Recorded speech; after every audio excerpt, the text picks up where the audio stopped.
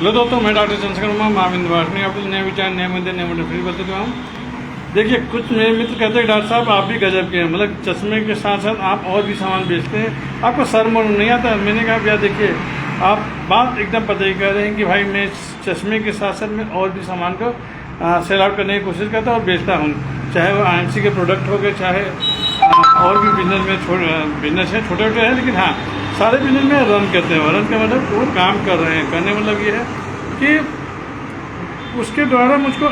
Earning होती, पैसे आते हैं भाई, और 100 का सिरा कहानी भी आए। जो भी बिजनेसमैन हैं, जो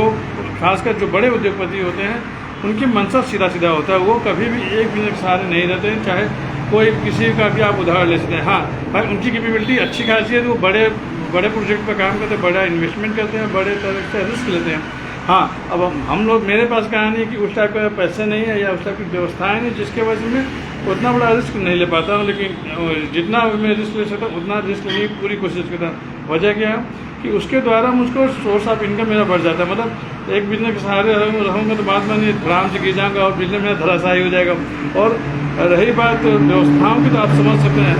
जिस हिसाब से मेरे खर्चे हैं, अगर उस हिसाब से अगर मैं एक बिजनेस के सहारे रहूँगा तो बाद में तो मेरा कभी चल ही नहीं पाएगा, मुझे काफ़ी दिक्कतें हो जाएंगी। लेकिन हाँ, क्योंकि मल्टीपल बिजनेस करता हूँ, जिसके वजह से मुझको घटी कि एक बिजनेस में फ़ायदा ना सही, नुकसान ना सही, कोई बात नहीं, दूसरे बिजनेस से मेरा कहीं ना कहीं से वो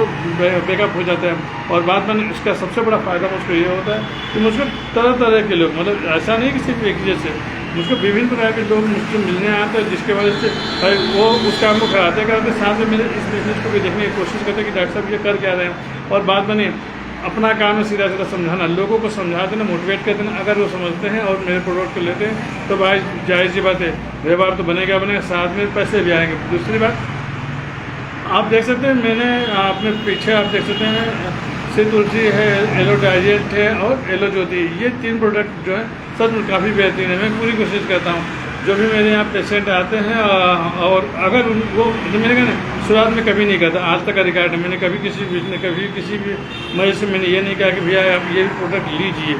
जहाँ वो इंक्वायरी मुझसे खुद करते हैं कि डॉक्टर साहब ये क्या है और इसके बारे में थोड़ी जानकारी, तो मैं पूरी कोशिश करता हूँ जितनी जानकारी है, जितना अरविंद यादव जी ने मुझको मेरे जो अपलाइन है जो मुझको सिखाया है, जितना भी सिखाया है और जितनी जानकारी में है मैं मुझको है मिली है, उतना मैं पूरी कोशिश करता हूँ कि मैं उनको बताने की कोशिश करता हूँ। साथ में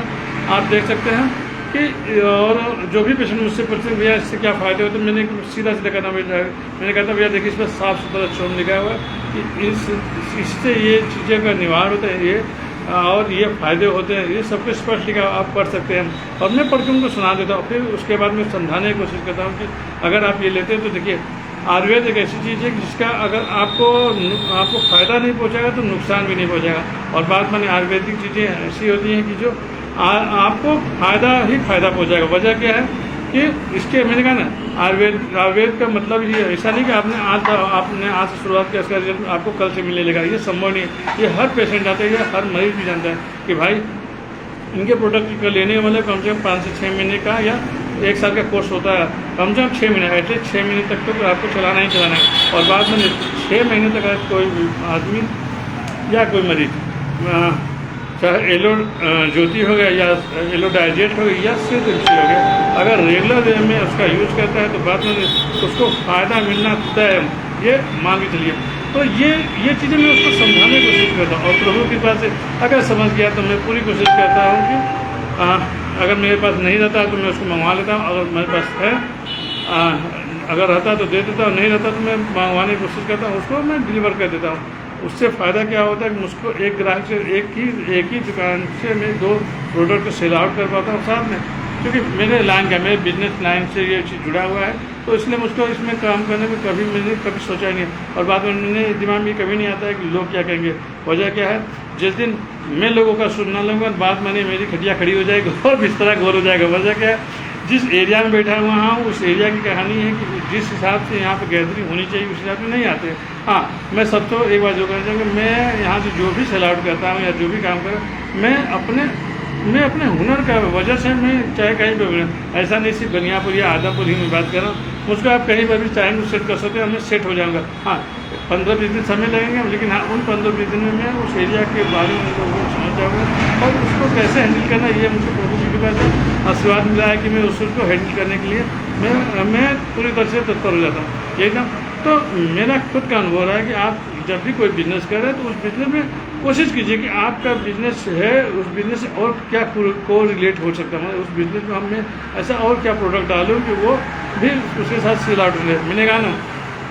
आप एक चीज़ को सेल करें, दूसरे चीज़ों के बारे में इंक्वायरी है, और दूसरे चीज़ को अगर सेल आउट करें तो पहले और भी चीज़ों के बारे में इंक्वायरी आएगी। इससे फ़ायदा क्या होता है कि आप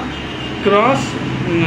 सेलिंग कर पाते हैं। क्रॉस सेलिंग मतलब होता है कि आप एक के साथ साथ दूसरे चीज़ों को भी सेल कर ले जाते हैं ये। और इससे होता क्या है, एक तो कस्टमर की आपके ऊपर विश्वास बनने लगता है, दूसरा नंबर आपका, मैंने कहा ना, बाप बड़ा रुपया सबसे बड़ा रुपया आपके पास। ये सोर्स ऑफ इनकम एक प्रोडक्ट से बढ़िया है, 2 प्रोडक्ट बेचेंगे तो थोड़ा अच्छा आने लगेगा। और इसलिए ये मैं सोची कि नहीं लोग क्या कहेंगे, भाई ठीक है। मैंने कहा ना, आप लोगों की समस्या, जिस दिन आप लोगों की समस्याओं को दूर करने लगे, उस दिन बाद में आप चाहे किसी भी लाइन में कहीं पर भी रहिए, आप सफल रहेंगे और अपने बिजनेस को आप हमेशा आगे बढ़ा कर सकते हैं। तो ये तो कोशिश कीजिए कि आप ये देखिए कि आपके एरिया में किस चीज़ की समस्या है, उसका हम कैसे निवारण कर सकते हैं। जय माता दी, जय मां विंध्यवासिनी।